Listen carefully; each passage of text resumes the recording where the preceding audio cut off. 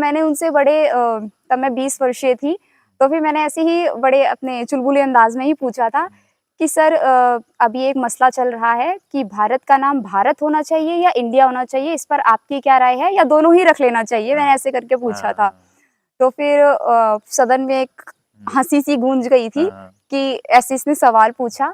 तो फिर लेकिन सर ने उसका बड़ी ही गंभीरता से प्रश्न का उत्तर दिया मेरे, और फिर उन्होंने जैसे अंकित ने बोला कि भारत दैट इज अनाउंस होता है और मैं समोसे खा ही रही हूँ, तभी फर्स्ट प्राइज अनाउंस होता है कि समीक्षा मिश्रा फ्रॉम मिरांडा नमस्कार हाउस साथियों, कॉलेज। आईएमसी जम्मू से आप सभी का स्वागत है। मेरे साथ हैं समीक्षा मिश्रा जी, जो कि मेरी क्लासमेट हैं, और यहाँ तक का कैसा उनका सफर रहा है। I am not your classmate, I am your batchmate.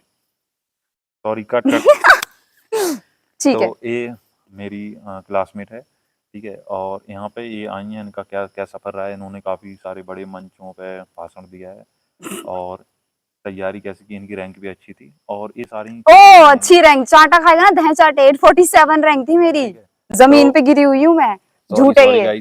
हाँ अब आगे बोलो। हाँ, तो इसका कैसा सफर रहा है इन्हीं से जानते हैं। ये ज्यादा नौटंकी करती है, जैसे तो बहुत उम्र दराज हो गई हूँ ना मैं। अपना ही एक्सपीरियंस शेयर करेंगी आप लोगों के साथ। तो जी अच्छा समीक्षा जी करूंगी। बताइए, कैसा लग रहा है आपको यहाँ पे आके, और क्या क्या उम्मीदें थी? शुक्रिया अंकित जी, आपने बहुत ही अहम प्रश्न मुझसे पूछा है। तो मैं जितने भी दर्शक है और श्रोता हैं जो मुझे सुन रहे हैं, मैं उनको बता देना चाहूँ कि आईएमसी जम्मू में आने की जर्नी बहुत ही सबसे पहले कंफ्यूजन वाली थी, क्योंकि सबसे इससे पहले मैं आईएमसी जम्मू की जर्नी यहाँ तक पहुँचने के सफर के बारे में बताऊं, उससे पहले मैं बताना चाहूंगी मैंने इसके अलावा टीवी जर्नलिज्म के लिए जामिया मिलिया इस्लामिया, जिसका जो मुख्य सेंटर है वो जैसा कि आप सब भी जानते होंगे दिल्ली में ही लोकेटेड है, और सबने मुझे कहा वहाँ पर कि तुम लड़की हो, तुम वहीं पे ले लो, वहाँ पर जाके हॉस्टल लेना पड़ेगा, अन्य खर्चे आएंगे, और मतलब एक लड़की का रहना ऐसे माना जाता है ना कि दूसरे शहर में जाके वो कैसे रहेगी। तो फिर मैंने सबकी सुनी, मेरे टीवी जर्नलिज्म में अच्छी खासी वहाँ पे रैंक आ गई। 20 सीट होती है, सबको पता है वहाँ पर जनरल के लिए। मेरी 9th रैंक थी, और यहाँ पर आईएमसी जम्मू में जो कि कंपटीशन बहुत टफ रहता है, हर एक सीट पर कई 100 बच्चे लड़ रहे होते हैं, इसमें 847 रैंक थी मेरी। और मुझे हिंदी जर्नलिज्म ही करना था, क्योंकि मुझे हिंदी भाषा मैंने स्नातक में अपना कर रखा है ग्रेजुएशन टाइम में। तो आप सब एक तरफ बोल रहे हैं जनता की यहाँ जाना चाहिए, मतलब आईएमसी जम्मू जाना चाहिए, वहाँ पे ज़्यादा एक्सपोज़र आपको मिलेगा। लेकिन एक वर्ग ऐसा भी था जो कह रहा था कि जामिया जाओ, वहाँ पे ज़्यादा अच्छा एक्सपोज़र मिलेगा, और सारे जो न्यूज़ चैनल्स हैं वहीं दिल्ली में ही लोकेटेड है, इंटर्नशिप अच्छी लगेगी। लेकिन फिर जब मैंने अपनी दिल की सुनी तो मुझे ऐसा लगा कि आईएमसी जम्मू, एक आपके अंदर से गट फीलिंग्स आती है ना अंकित, कि आपको कहाँ पे जाना है, आपकी अंदर की आवाज़ आपको क्या कहती है, तो वो आईएमसी जम्मू था। और अभी एक पूरा कल 1 महीना हो जाएगा हमें आए, लगभग 1 महीना हो जाएगा। मैं 4 या 5 तारीख को हाँ 6 तारीख को मैं यहाँ पर आई थी, मुझे हॉस्टल भी मिला। तो फिर खैर मैंने आईएमसी दिल्ली के लिए भी अपग्रेड किया था, लेकिन जब मैं यहाँ पर आई 1 दिन ही मैंने बिताया था, और मैंने भगवान को रात रात में मनाया कि मुझे नहीं जाना आईएमसी दिल्ली, मुझे यहीं पर रहना है। तो फिर अब तक का सफ़र जितने भी हमने 20-25 दिन गुज़ारे हैं, वो बहुत खूबसूरत रहे। हमारा 15 अगस्त काफ़ी अच्छा बीता, और अभी कल ही हमने मेजर ध्यानचंद जी की जो जयंती है, उस पर हमने स्पोर्ट्स डे मनाया, काफ़ी सुंदर रहा। सारे टीचर्स, सारे फैकल्टी, सब प्रोफ़ेसर्स, नॉन टीचिंग स्टाफ, और जितने भी हमारे ये सभी फ्रेंड्स हैं, अंकित उनमें से एक हैं, तो काफ़ी अच्छा है ये सफ़र, और मुझे पूरी आशा है, एक अंदर से पॉज़िटिविटी आ रही है, सकारात्मक ऊर्जा आती है कि जब कोई आपको पॉजिटिवली कमेंट करता है, क्योंकि अगर आपके संस्कार बहुत अच्छे हैं तो आप आगे भी अच्छा ही करेंगे। धन्यवाद। तो ये था, ऐसा ही सेम कंडीशन मेरा था। मुझे पहले आइजोल मिला था, यहाँ से अगर कैंपस की बात कर लें, तो फिर मैंने जम्मू डाला, तो इसके बाद जम्मू ही मिला मुझे। 3-4 राउंड में लगातार जम्मू मिला, क्योंकि घर वालों का ये कहना था कि अगर दिल्ली मिल जाता है तो पास लगेगा। बट कहीं न कहीं मेरे अंदर मन में ये था कि नहीं, जम्मू ही मिले, क्योंकि यहाँ पे थोड़ा नेचुरल और थोड़ा डाइवर्सिटी ज़्यादा है, और दिल्ली से काफ़ी शोर-शराबा यहाँ पे बिल्कुल भी नहीं है।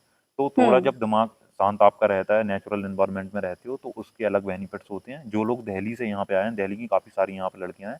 इवन जो हम लोगों का बैच है वो 65-66 टोटल लोग हैं, तो उसमें से लड़के बहुत कम हैं, लड़के 24-25 ही हैं। लड़कियाँ लगभग 34 से 35 तक हो रखी हैं। तो लड़कियाँ काफ़ी सारी आई हैं, और दिल्ली से, जैसे समीक्षा जी भी दिल्ली से ही हैं। तो इनको जब यहाँ पे ये साँस ले रही होंगी तो इनको लग रहा होगा, हाँ, साँस अंदर जा रही है, फ़ील होता है। करेक्ट। तो यहाँ पे भाई फ़ील होती है वो चीज़, और पूरा यहाँ पे चारों तरफ पठारे, पीछे भी पठारी है पूरा, यहाँ पे कोई बाउंड्री भी नहीं बन रखी है। और ये पीछे जस्ट कैंपस है, इसका भी कभी टूर करवाएँगे आप लोगों को। तो बिल्कुल वर्थ इट है। जब आप आईएमसी में यहाँ पे आ रहे हैं तो आप बिल्कुल ही, अगर आपको जम्मू कैंपस मिल रहा है तो बिल्कुल ही आप आइए। हाँ, एक चीज़ ज़रूर है, क्योंकि यहाँ पे इस बार ज़्यादा बारिश हुई है, तो वो तो नेचुरल एक डिजास्टर है, लाइक हर जगह होता है। तो यहाँ पे अभी ये तो थोड़ा-सा नेट कट डाउन रहेगा, तो उसमें भी आप लोगों को लगेगा कि हाँ, ऐसे भी लाइफ जी जा सकती है। जैसे आइजोल कैंपस की अगर बात करें, वहाँ पे भी नेट कट डाउन होता है, रोड भी ब्रेक्स वगैरह हो जाती हैं। तो कैसे मिल-जुल के सारे बच्चे रहते हैं, और अभी हम लोगों ने गणपति बप्पा हम लोग लेके आए गणेश चतुर्थी पर। तो कैसे हम लोग लेके आए, रोड यहाँ पे टूट चुकी थी, तो काफ़ी बारिश हुई है, और वैष्णो देवी में भी काफ़ी सारे लोगों की डेथ हुई है। तो ऐसी चीज़ें जब यहाँ पे चल रही होती हैं, अभी भी जब मैं ये शूट करने लग रहा हूँ, लाइट नहीं आ रही है 2-3 दिन से, और थोड़ी बहुत आती है 1-2 घंटे के लिए, उसी में हम लोग फ़ोन वगैरह अपना चार्ज कर लेते हैं। तो इसमें भी आपको कैसे सर्वाइव करना है, कैसे आपको लाइफ़ को अपने तरीके से जीना है। अगर आपको जीना है लाइफ़ को और अपने आप को एक्सप्लोर करना है, और मीडिया एक सेक्टर तो बहुत बड़ा सेक्टर है, तो उसके भी अलग-अलग पर्सपेक्टिव हैं, अलग-अलग डोमेन हैं, वो सारे आप यहाँ पे कर पाओगे, क्योंकि यहाँ पे बहुत ज़्यादा शांति है, और स्टूडियो से लेके हर चीज़ फैसिलिटीज़ यहाँ पे, और फैकल्टी जो हैं वो काफ़ी सपोर्टिव हैं। तो सारी चीज़ें, और यहाँ पे सबसे बड़ी चीज़ अगर मैं कहूँ, भसड़ नहीं है दिल्ली कैंपस के जैसे। दिल्ली कैंपस में काफ़ी सारे बच्चे हैं, बट रिसोर्सेज़ वहाँ पे लिमिटेड हैं, क्योंकि लिमिटेड जगह है। यहाँ पे ऐसा नहीं है बिल्कुल भी। इस साइड देखोगे आप, पूरी जगह खाली पड़ी है, कहीं पे भी घूमो आप लोग, कोई दिक्कत नहीं है। और यहाँ पे जब आप जम्मू में आए हो, तो जम्मू का एक जो बहुत बड़ा इश्यू रहता है टेरर वाला, और जो नेचुरल डिज़ास्टर का जो इश्यू रहता है, उस पे आप लोगों से, जो लोकल लोग हैं, उनसे जान सकते हो, क्योंकि यहाँ के बारे में कुछ ही किताबें हैं जो लिखी हैं, यहाँ के जो प्रोफ़ेसर्स हैं, विनीत सर हैं, उन्होंने कुछ किताबें यहाँ के ऊपर लिखी हैं। लेकिन मीडिया में जब आप सर्च करोगे, तो यहाँ की जो रियलिटी है, उसके बारे में आप लोगों को कहीं नहीं मिलेगा, क्योंकि एज़ अ मीडिया एस्पिरेंट, या एज़ अ मीडिया एस्पिरेंट हम लोग हैं, तो मीडिया के पर्सपेक्टिव से अगर हम लोग सोचें, तो वो चीज़ें यहाँ पर हैं ही नहीं, जम्मू के बारे में हैं ही नहीं।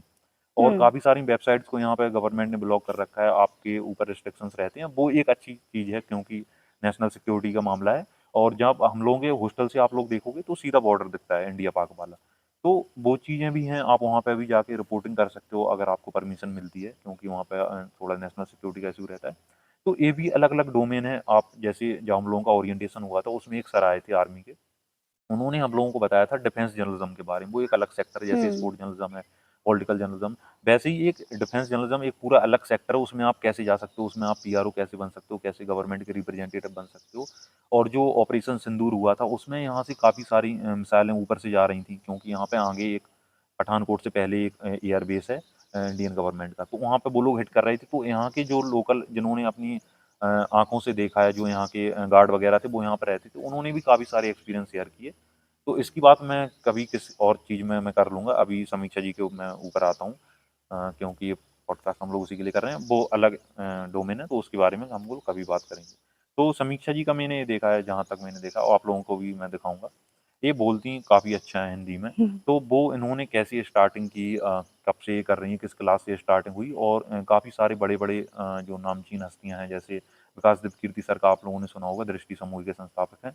उनसे भी इन्होंने काफ़ी सारे प्रश्न किए हैं, और जो हम लोगों के विजेंद्र सर हैं, जिनका एक मीम वायरल हुआ था, तरीका थोड़ा कैजुअल है, उनका भी नाम आप लोगों ने सुन रखा होगा। हुँ, उनकी एक नई किताब आई थी अभी यूपीएससी एस्पिरेंट के लिए, तो उनसे भी इनकी बात हुई है। तो क्या-क्या बातें इनसे हुई हैं, और कैसे इनको बोलना अच्छा है, वो हम लोग पूछते हैं। जी, समीक्षा जी बताइए। अ, तो जो मेरी ये बोलने की कला है, अगर मैं इसका क्रेडिट देना चाहूँ, तो इसकी जो पूरी जर्नी है, वो 6th क्लास से ही अंकित स्टार्ट हो गई थी। हुँ, हुँ, तो 6th क्लास में एक ज़ोनल लेवल जो हमारे स्कूलों में भी होता है, सरकारी स्कूल के बच्चे ज़्यादा बखूबी तरीके से हुँ, जानते हैं। हुँ, तो 6th क्लास में एक पोएम रेसिटेशन कॉम्पिटिशन आया था, हुँ, और मुझे हिंदी के लिए सिलेक्ट किया गया था कि हुँ, मुझे बोलना है वो। हुँ, क्योंकि तब कोई बच्चा नहीं था कि कोई हुँ, थोड़ा भी बोल पाए। हुँ, हुँ, लेकिन थोड़ा बहुत मैं घर में चिल्लाती रहती थी, बोलती रहती थी, तो हुँ, फिर थोड़ा मैंने बोला, तो मुझे सिलेक्ट कर लिया गया। हुँ, तो जब मैंने ज़ोनल लेवल पे जाकर वहाँ पे 70-80 बच्चों के सामने बोला, हुँ, और तब मुझे ऐसा लगा कि मेरे अंदर ये भी कला है कि हुँ, मैं 70-80 लोगों के सामने बोल सकती हूँ। हुँ, क्योंकि कई बार ऐसी प्रतिभाएँ हमारे अंदर छुपी हुई हुँ, होती हैं, जिनके बारे में हमें खुद भी नहीं पता होता है। हुँ, तो जब 6th क्लास की ये एक दौर था, मेरा एक पॉइंट था, एक टर्निंग पॉइंट कह सकते हैं, ये आया, और तब से मैंने चाहे जितने भी ज़ोनल लेवल कॉम्पिटिशन्स हो पार्टिसिपेट करना शुरू कर दिया। फिर मैंने एस्से राइटिंग, ड्रामा, नुक्कड़ नाटक और पॉडकास्ट, हर एक चीज़ में पार्टिसिपेट मैंने करना शुरू कर दिया था। फिर एक टाइम आया जब कॉलेज में हम लोग एनरोल हुए, सीयूईटी एंट्रेंस वगैरह दिया। तो सब जानते होंगे कि हर कॉलेज में सोसाइटी होती है, डिबेटिंग हुँ, हुँ, सोसाइटी, हुँ। वाद-विवाद समिति जिसे कहते तो हैं। कौन-सा कॉलेज था आपका? पहले ये बताइए दर्शकों को कि हाई स्कूल आपका कहाँ से दिल्ली से ही हुआ है? हुँ, हुँ, हुँ। 12th भी दिल्ली से ही हुआ है? हुँ, 12th में कौन-सा स्कूल था आपका? जी। 10th तक तो मैंने एसकेवी छावला, जो कि डिस्ट्रिक्ट का बेस्ट स्कूल माना जाता था उस समय पर, वहाँ से मैंने अपनी 10th क्लास तक की पूरी पढ़ाई की। फिर 11th-12th हायर स्टडीज़ के लिए मैंने आप सब दिल्ली वाले ज़्यादा बखूबी तरीके से इसे अवगत होंगे, राजकीय प्रतिभा विकास विद्यालय द्वारका सेक्टर 10 से मेरी वो पढ़ाई हुई। और ये पूरी दिल्ली का बता दूँ अंकित, मुझे बहुत प्राउड फील होता है कहने में कि पूरे दिल्ली के जो गवर्नमेंट स्कूल है उसमें टॉप में आता है ये रैंकिंग में। अच्छा। फिर उसके बाद जब ये 12th वहाँ से क्लियर हुई, वहाँ पे बहुत अच्छे टीचर्स थे जिन्होंने मेरी काफ़ी ज़्यादा हेल्प की, यहाँ तक पहुँचने में भी उनका बड़ा योगदान रहा। फिर उसके बाद एक नई जर्नी स्टार्ट हुई, एक नया टर्निंग पॉइंट लाइफ में आया जब मिरांडा हाउस जैसे एक प्रतिष्ठित महाविद्यालय में जब कोई विद्यार्थी वहाँ जाता है सीयूईटी की कठिन परीक्षा को देकर। आप भी यहाँ हाँ। सीयूईटी की परीक्षा जी। देकर ही हम लोग आए हैं, हम सब जी। जानते हैं कि ये काफ़ी इतना आसान नहीं होता है, कठोर परिश्रम की ज़रूरत होती है। तो फिर मैं वहाँ पर गई और मुझे पहले ही राउंड में मिरांडा हाउस महाविद्यालय मिला। तो पहले तो मुझे खुशी नहीं हुई अंदर से, क्योंकि मेरे को कोर्स मिला था हिंदी प्लस पॉलिटिकल साइंस, लेकिन मुझे पॉलिटिकल साइंस ऑनर्स करना था। तो फिर उसके बाद ठीक है, फिर वक़्त गुज़रा, फिर डिबेटिंग सोसाइटी में मैं गई। फिर वहाँ से मैंने काफ़ी सारे महाविद्यालयों में संपर्क बनाया, चाहे वो दयाल सिंह महाविद्यालय हो, डीआरसी हो, केएमसी हो, एसजीटीबी खालसा हो और south campus, north campus, off campus, जितने भी कॉलेजेस हैं मैं हर एक कॉलेज में जा रखी हूँ। तो वहाँ पर किरोरीमल कॉलेज ने एक एस्से राइटिंग कॉम्पिटिशन करवाया था, उनकी सिविल सर्विसेज सोसाइटी है कर्तव्य, उन्होंने ये कॉम्पिटिशन करवाया एस्से राइटिंग का, जिसमें कोई एज लिमिट नहीं थी, कितने भी एज लिमिट का व्यक्ति आकर वहाँ पे वो एग्ज़ाम दे सकता था। तो फिर मैं भी चली गई, मुझे लिखना अच्छा लगता है, तो मुझे ऐसा लग रहा था कि कुछ नहीं होने वाला है, लेकिन फिर भी अपना बेस्ट देकर आना है। तो मैं गई और चॉइस थी कि आपको इंग्लिश में लिखना है, हिंदी में लिखना है। तो मैंने सोचा इतना कुछ पढ़-वढ़ के तो आई नहीं हूँ, तो मैं हिंदी में अपनी भाषा में ही उसे अभिव्यक्त कर देती हूँ। तो मैंने बहुत ही सुंदर तरीके से, मुझे अभी भी याद है, मैंने काफ़ी स्ट्रक्चर वगैरह और मैप वगैरह बना के ऐसे किया था। तो मैंने खूब अच्छे तरीके से लिखा, काफ़ी सारे ढंग से लिखा मैंने उसको। फिर जब एकदम से रिज़ल्ट आया, मैं ज़्यादातर ये मेरा मानना है कि अगर कहीं जाओ तो रिफ्रेशमेंट मत छोड़ो। तो मैं वहाँ जाके समोसे और फ्रूटी खा रही हूँ और एकदम से अनाउंस होता है कि 3rd प्राइज़ ये, 2nd प्राइज़ ये एस्से राइटिंग में, फिर 1st प्राइज़ अनाउंस होता है। और मैं समोसे खा ही रही हूँ, तभी 1st प्राइज़ अनाउंस होता है कि समीक्षा Mishra from Miranda house college. फिर मैं समोसे को छोड़कर फिर वहाँ भागते हुए जाती हूँ और फिर अपनी ट्रॉफ़ी विजेंद्र सर से मैंने रिसीव की। फिर उसके बाद हमारे पास एक मौका था कि हम उनसे अलग से भी बात कर सकते हैं, क्योंकि उन्होंने कहा था कि जो बच्चे 1st, 2nd, 3rd आए हैं, वो अगर उन्हें कुछ काउंसिल चाहिए हो, ऐसे कुछ मेंटरशिप चाहिए हो, तो वो मुझसे आके मिल सकते हैं। तो जब हम उनके केबिन में गए तो उन्होंने सबसे पहले हैंडशेक किया और फिर हमारी काफ़ी थोड़ी 5-6 मिनट तक बात हुई सर से। तो वो तब मुझे जाके समझ में आया कि मेरे अंदर लिखने का भी कौशल है।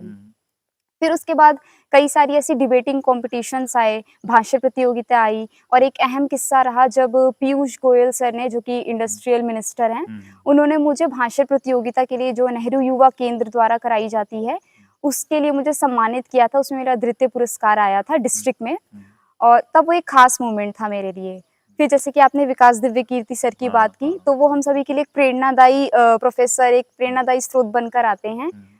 तो वो ये दिन था कि हिंदी दिवस था और वो हमारे एज़ अ प्रमुख वक्ता के तौर पर आए हुए थे हिंदी दिवस पर। तो ऐसे सब ऐसे क्वेश्चंस पूछ रहे थे, काफ़ी सारे लोग सिविल सर्विसेज से रिलेटेड पूछ रहे थे। लेकिन उस समय एक ये कांसेप्ट चल रहा था कि भारत का नाम भारत होना चाहिए या इंडिया होना चाहिए, या हिंदुस्तान होना चाहिए या कुछ और होना चाहिए। तो ये मेरे प्रश्न, जो ये जो प्रश्न है मेरे मन में घूम रहा था। पूरे उस दौर में मेरे यही चल रहा था कि क्या होना चाहिए, क्या सही है?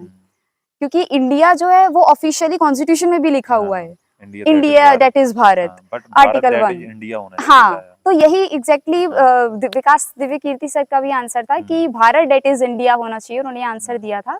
और फिर तब मैंने उनसे तब मैं 20 वर्षीय थी, तो फिर मैंने ऐसे ही बड़े अपने चुलबुले अंदाज में ही पूछा था कि सर अभी एक मसला चल रहा है कि भारत का नाम भारत होना चाहिए या इंडिया होना चाहिए, इस पर आपकी क्या राय है, या दोनों ही रख लेना चाहिए? मैंने ऐसे करके पूछा था।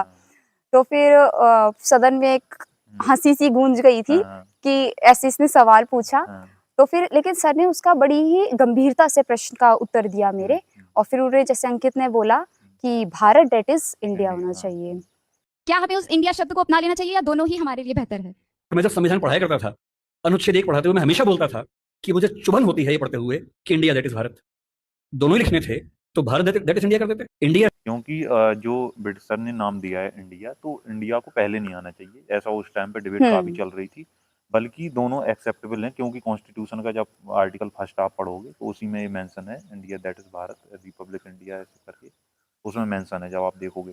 तो आपने समीक्षा जी से जो एक चीज़ मैंने देखी है, अभी जैसे बात हुई है, आप लोग भी देख रहे होगे, तो इसमें एक चीज़ सिंपल है कि जब तक आप अपने अंदर के जो भी आपके अंदर छुपा हुआ है, उसको, जो चीज़ छुपी हुई है उसको कैसे आप पता करोगे, आपको उस चीज़ को निकाल के रखना है पहले। बिल्कुल। चीज़ और है, जैसे जो लोग एनसीसी करते हैं, एनसीसी होता है कॉलेज लेवल पे होता है, तो यूजी और पीजी के स्टूडेंट उसको कर सकते हैं। यूजी के स्टूडेंट ज़्यादा करते हैं, तो उसमें भी 3 अलग-अलग विंग रहती हैं, तो समीक्षा जी उसमें भी रही हैं, और वो कैसे स्टूडेंट लाइफ में वो डिसिप्लिन इंटीग्रेट करता है, वो भी आप लोगों में से काफ़ी सारे लोग उसको इग्नोर कर देते हैं, यार यार ये एनसीसी वाले क्या उछल कूद रहे हैं। बट जिन कैंडिडेट्स ने उसको कर रखा है एनसीसी में, जो रहे हैं उसमें, बी सर्टिफिकेट, ए सर्टिफिकेट ऐसे कुछ करके रहता है, उसका अलग बेनिफिट है सर्टिफिकेट का। बट क्या इम्पैक्ट करता है वो, क्योंकि जब आप आर्मी में या किसी भी डिफेंस सेक्टर में जाते हैं, तो भले ही वो कहीं पे आपको इम्पैक्ट ना करे, बट आपकी लाइफ में ज़रूर वो कहीं ना कहीं इंटीग्रेट होता है और बहुत ज़्यादा इम्पैक्ट करता है। तो समीक्षा जी से पूछते हैं, फिर मैं बाद में कुछ चीज़ें ऐड ऑन करूँगा। जी समीक्षा जी बताइए, कैसी आपकी जर्नी रही, अ, क्या आपने सोचा जी, स्टार्टिंग में? बिल्कुल। सबसे पहले मैंने जब एनसीसी के लिए खुद को एनरोल किया कि उसमें मतलब 3 टेस्ट होते हैं अंकित। सबसे पहले हम एक रिटन सिंपल जो कि आर्मी विंग से रिलेटेड, अगर आप आर्मी विंग में जाना चाहते हो तो आर्मी विंग से रिलेटेड क्वेश्चंस होते हैं, नेवी विंग में जाना चाहते हो तो नेवी विंग के, और एयर विंग में जाना चाहते हो तो एयर विंग के। अच्छा, तो मुझे आर्मी विंग की एनसीसी चाहिए थी और मेरे कॉलेज में भी वही थी। तो फिर उसकी भी बटालियाँ रहती हैं, हाँ, अलग-अलग सेक्टर की अलग-अलग बटालियन, यूपी में अलग-अलग सेक्टर की बटालियन है, बिहार में अलग-अलग बटालियन, दिल्ली में अलग-अलग बटालियन होंगी। तो आपकी और कौन-सी थी? मेरी 2 दिल्ली गर्ल्स बटालियन थी। अच्छा, 2 दिल्ली गर्ल्स, गर्ल्स का अलग रहता है, बॉयज़ का अलग हाँ, रहता है। हाँ, जिसका सेक्टर रोहिणी में है, आप सब जानते ही होंगे। हुँ, तो फिर उसके 3 टेस्ट होते हैं, सबसे पहले एक रिटन टेस्ट होता है, और फिर उसके बाद फिजिकल टेस्ट होता है, और फिर इंटरव्यू होता है लास्ट में। तो वो मेरा फिजिकल भी अच्छे ठीक-ठीक निकल गया। फिजिकल में क्या-क्या होता है, एक बार बता दीजिए? फिजिकल में प्लैंक पोजीशन बनानी पड़ती है। जो फिजिकली एक्टिव लोग हैं, जो ये सब स्पोर्ट्स करते हैं, उनको पता होगा। प्लैंक पोजीशन, पुशअप्स और फ्रॉग जंप से आपको चलना पड़ता है, और मार्चिंग के स्टेप्स करके दिखाने पड़ते हैं पूरे, और काफ़ी सारी और भी जो नॉर्मल एक्सरसाइज होती हैं वो आपको करके दिखानी पड़ती है। लेकिन वो सब कुछ कॉन्टिन्यूसली होता है, मतलब आपको रेस्ट का टाइम नहीं अच्छा, देंगे, आपको रेस्ट नहीं। रेस्ट नहीं देंगे, इसीलिए बच्चे थक जाते हैं और बीच में कई बच्चे गिव अप भी कर देते हैं। तो जो उस दौर को कर गया वो बाजी मार गया। तो रिटन टेस्ट, तो कि मुझे ऐसे करंट अफेयर से जुड़ना पसंद है, तो रिटन मेरा अच्छे से निकल गया। फिजिकल में थोड़ी दिक्कत आई क्योंकि उतनी मैंने प्रैक्टिस नहीं की थी या मुझे आदत नहीं थी। फिजिकल भी ठीक-ठीक निकल गया। फिर उसके बाद इंटरव्यू आया, इंटरव्यू मेरा बहुत अच्छा निकल गया, ठीक है। फिर उसके बाद ये तीनों निकला, फिर मेरा नाम आया। फिर शुरू के दिन तो मुझे ऐसा लगता था कि मैं शायद तिहाड़ जेल में आ गई हूँ, मुझे ऐसा फील होता था। क्योंकि आपको इतनी रिग्रेस ट्रेनिंग से गुजरना पड़ रहा है, और फिर कुछ महीने बाद ही फर्स्ट ईयर के स्टूडेंट्स का सीएटीसी कैंप है, कंबाइंड एनुअल ट्रेनिंग कैंप, जिसमें आपको पूरी आर्मी की तरह लाइफ सिखाई जाती है। आपको सुबह 5 बजे उठना है, कई बार 4 बजे भी उठना है। फिर आपको पूरी सबके साथ मिलकर एक टीम वर्क के साथ पूरी एक्सरसाइज करनी है, योगा करना है। उसके बाद आपका टी ब्रेक होगा, फिर उस पूरी दिन फिजिकल एक्सरसाइज, लेक्चर्स, धूप में। अभी तो फिर भी बहुत अच्छा माहौल है, हम शांति से बैठे हैं, लेकिन ये सिर्फ एनसीसी कैडेट्स ही जान सकते हैं कि घंटों या फिर पूरे दिन भी लगा लो, आपको तपती गर्मी में बैठना है। और दिल्ली की तपती गर्मी, आप सब जो दिल्ली वाले हैं वो बखूबी इससे दिल्ली हो गया, जानकार होंगे। यूपी में भी गर्मी पड़ रही है अब तो काफ़ी ज़्यादा, तो लेकिन एनसीसी की जर्नी ने जो मुझे दिया है, उस पूरे दौर ने जो मुझे दिया, मुझे अब तक याद है। और एनसीसी में कहा जाता है once a cadet always a cadet. तो सबसे पहले मुझे उससे सिखाया गया है अनुशासन, डिसिप्लिन, और टाइम की पंक्चुअलिटी। इसी में आ जाता है कि डिसिप्लिन है। तो अगर आपको ये टाइम दिया है, जैसे आज भी मैं ये चीज़ लागू करती हूँ, अगर असाइनमेंट दिया है तो जो लास्ट डेट है, अगर 14 तारीख दी है तो मतलब आपका 13 तारीख को सुबह खत्म होना चाहिए असाइनमेंट। अगर आपको सुबह 10 बजे क्लास में आना है तो 10 बजे का मतलब 10:05 या 10:10 नहीं है, 10 बजे का मतलब 9:50 है। 9:50 पे आपको क्लास में जाना है। तो ये चीज़ें मैं अपनी यहाँ आईएमसी जम्मू की जर्नी में भी लागू करती हूँ। अगर मुझे सुबह लाइब्रेरी में पढ़ना है, तो अगर 9 बजे लाइब्रेरी खुलती है तो मतलब मुझे 8:45 पे मेस में आ जाना है और लंच करके सीधा यहाँ पर आना है। तो ये चीज़ें मुझे काफ़ी हेल्प करती हैं, और इसके लिए मैं हमेशा एनसीसी की शुक्रगुज़ार रहूँगी। तो ये थी। और तीसरी चीज़ है अपने सीनियर्स का आदर करना। कई बार मैं ऐसी चीज़ें भी बोल देती हूँ फ्लो में, जो कि शायद अपमानजनक तो नहीं, लेकिन वो अंदर की मतलब अपनी फ्लो में निकल जाती हैं वो बातें, हम्म। लेकिन कभी भी इससे उनका अनादर नहीं होता। मैं कभी भी किसी को गाली देकर या अब्यूसिव लैंग्वेज बोलकर कभी भी उनका निरादर नहीं करती हूँ। मेरे मेरे अंदर से कभी गलती से भी नहीं होता है। तो ये काफ़ी सारी चीज़ें हैं, और जैसा इन्होंने बताया मैस में आना, जैसे मैं काफ़ी बार इससे बोलता हूँ या मैं कॉल करूँगा कि मतलब मुझे कॉल कर दो, तो ये बोलती है नहीं, मतलब टाइम से, अगर इतने टाइम तक आ जाओगे आप तो मैं रहूँगी, नहीं तो इसके बाद बंद। तो इससे मैं काफ़ी एक चीज़ मुझे भी सीखनी है अभी, मैं भी धीरे-धीरे काम कर रहा हूँ इस पे, जल्दी मैं उठने लगा हूँ अब। तो ये सारी चीज़ें मैंने यहाँ इसमें देखी कि मतलब इतना डिसिप्लिन कैसे है, तो मैंने एक दिन पूछ ही लिया, तो ऐसे ये लोग डिस्कस करने लगे कि ये लोग एनसीसी में हैं। तो इसका इतना इम्पैक्ट पड़ता है। एक मेरा बेस्ट फ्रेंड था उत्कर्ष, तो उसका भी यही था, वो जल्दी आ जाता था क्लास में या टाइम से आ जाता था, टाइम से पहले 10-15 मिनट। तो मैंने कहा कि इतने मतलब कैसे ये कर सकता है? तो फिर उसका पता चला कि उसका भी एनसीसी बैकग्राउंड है। तो ये मैं नहीं बोल रहा हूँ कि आपका एनसीसी ही बैकग्राउंड हो, लेकिन जब भी आप ये एनसीसी या किसी भी आर्मी की कोई भी आप ट्रेनिंग आपने कर रखी हो, तो उसमें इतना वो डिसिप्लिन्ड आपको कर देते हैं, इतना स्ट्रक्चर्ड वे में आपकी लाइफ को सेट करते हैं कि वो आगे चल के आपको इम्पैक्ट करती है और आपका एक इंटीग्रेटेड पार्ट बन जाती है लाइफ का। आप फिर उसको, उससे फिर अलग नहीं हो सकते हो आप, जैसे कि समीक्षा जी ने बताया अभी। तो यही सारी चीज़ें हैं, और आईएमसी जम्मू में अगर आप आना चाहते हैं तो बिल्कुल आइए। इसका एक डेडिकेटेड वीडियो आप लोगों को और मिल रहा होगा आगे चल के। तो ये तो इस सीरीज का पहला वीडियो था, और भी धीरे धीरे वीडियोस मिल रहे होंगे आप लोगों को। तो और कोई अगर आप लोगों को क्वेश्चन हो जो समीक्षा जी से आप पूछना चाहें, जो भी डाउट हो, दिल्ली से जो भी हैं, यहाँ बिल्कुल। पे आना चाहती हैं, लड़कियों को कोई प्रॉब्लम रहती है, तो आप कमेंट में कर सकते हैं। और इस पॉडकास्ट को यहीं पे ख़त्म करते हैं। Thank you, take care, bye bye.